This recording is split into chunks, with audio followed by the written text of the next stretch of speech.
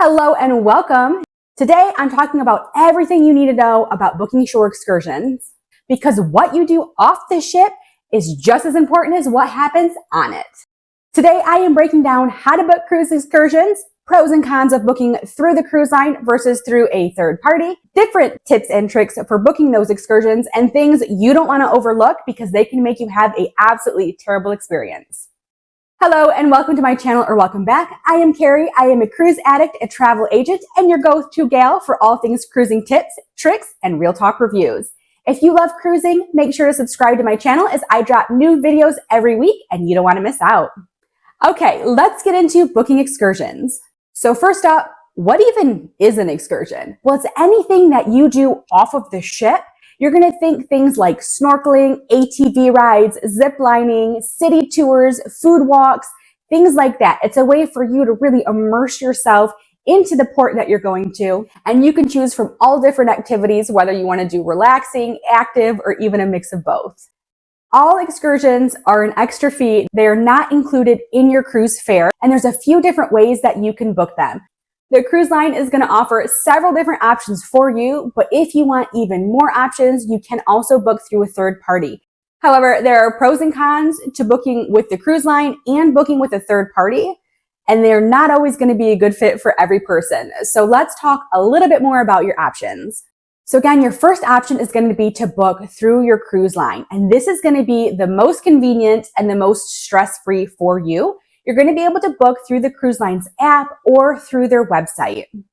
When you take a look at the cruise line's website, let's take a look at Celebrity here for an example, you are going to be able to see all of the different excursions that they offer, and you can filter it by ports. You can filter it by the type of activity that you're looking for. It shows you how long the activities are as well. And so you can really see there's a whole lot of options available for all different kinds of interests. There are several pros of booking through the cruise line. The first pro is that the cruise ship does wait for you. So if your excursion runs a little bit late, the ship is not leaving without you. They're going to wait for you to get there. They're going to contact the tour operator, find out how far out you are, and wait within reason. If for any reason they cannot wait for you because it's going to be too long of a delay, they will arrange for you to meet them at the next port at no cost to you. Another pro is that everything is all connected. You're going to see your excursion in the cruise line's app.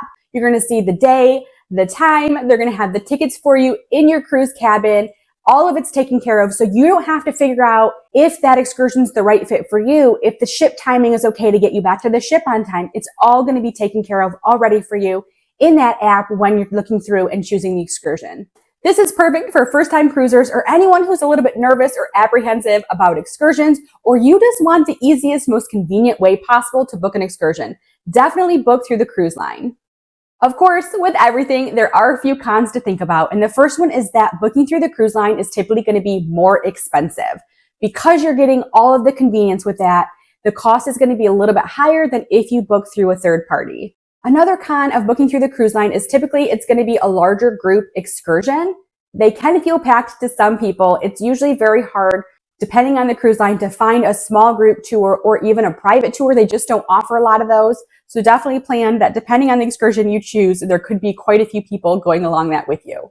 They also have limited options. There's only so many tour operators that the cruise line works with. So you'll see while there are a good amount of excursions for you to choose from, it's not going to be as robust of options as booking through a third party. But again, booking through the cruise line is great if you want easy, if you want safe, if you want secure, and you just want a smooth experience. That's the way to go. Now let's say that you want even more options.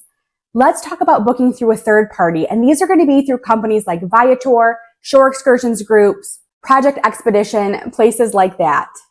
There are a lot of pros to booking with a third party. You can find smaller group excursions or private excursions very easily.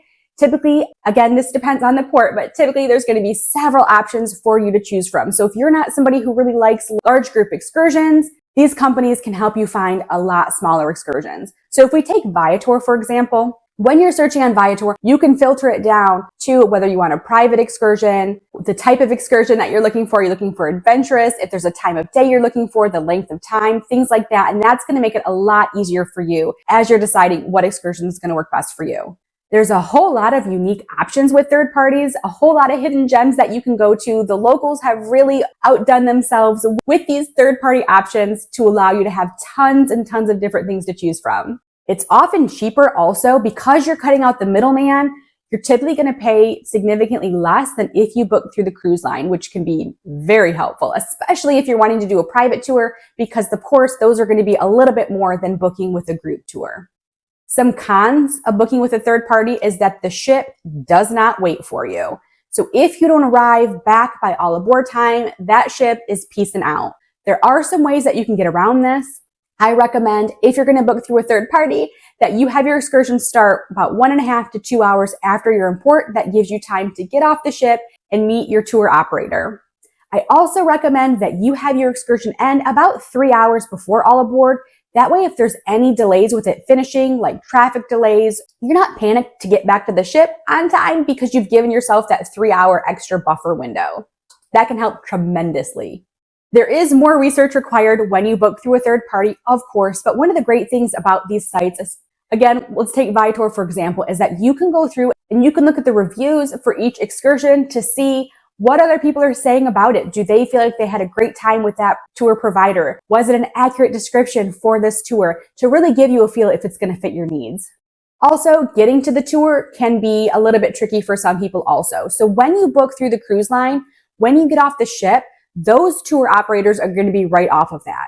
When you book with a third party, they're not allowed in the majority of ports to be that close to the cruise ship. So typically you're going to have to walk kind of outside of the gates of the cruise port, and you're going to be able to meet your excursion there.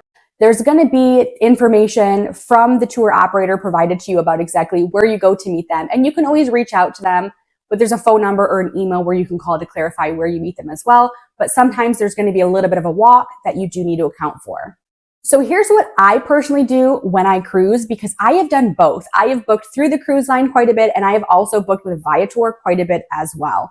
If it's a port that I have never been to, and it's a bigger, larger port, and we are quite a bit from the city, like let's say wherever we end up docking, getting into the city is about an hour drive or more. Typically for those, I'm going to book with the cruise line just to make sure that I have the safety of getting back to the ship on time. For a lot of the Caribbean islands, I'm booking through a third party because I really enjoy private tours. I like all of the different options that they offer as well, because for me, sometimes I want something more relaxing like a beach day, or I'm looking for a private tour like a tuk-tuk tour, or I even love small group tours where I'm really getting to explore the city a little bit more and get more of that cultural experience. So here are some rapid fire tips to make booking excursions even easier for you. The first one is to research early. Excursions fill up very fast, both through the cruise line and through third parties, especially the popular ones. I have seen people miss out on excursions they really wanted to do because they kept saying, oh, I'll book a little closer to the cruise, and then they missed out. Always read the reviews, especially on third-party sites. 3, compare tour lengths and start times. You don't really have to worry about this so much when you book through the cruise line because they're going to take care of the timing and everything for you to make sure it starts once you're in port and it stops well in advance for you to get back on the ship. But if you're booking through that third party, as I mentioned, you really, really need to pay attention to the start and end times and the length of your tour to make sure it's starting after your import and it's ending well before all aboard, so you don't have that panic of getting back to the cruise ship before it leaves you there. Number 4, check the refund policies. Make sure you know if for any reason you need to cancel, or if the ship's late getting into port, or if there's any delays or anything like that, that you know what the excursion is going to do for either refunding your money or do they push the excursion back a little bit for you. Number 5, don't overschedule yourself.